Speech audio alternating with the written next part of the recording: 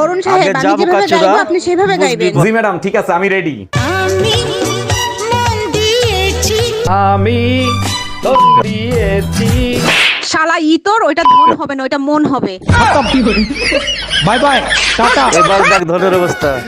আমার গোবর অঙ্গ কাটছে দিলি, এটাতে যদি তুই আমার জমাই দিয়ে দিতে আমি বইরে বেরতাম, সেটাই ভালো হতো।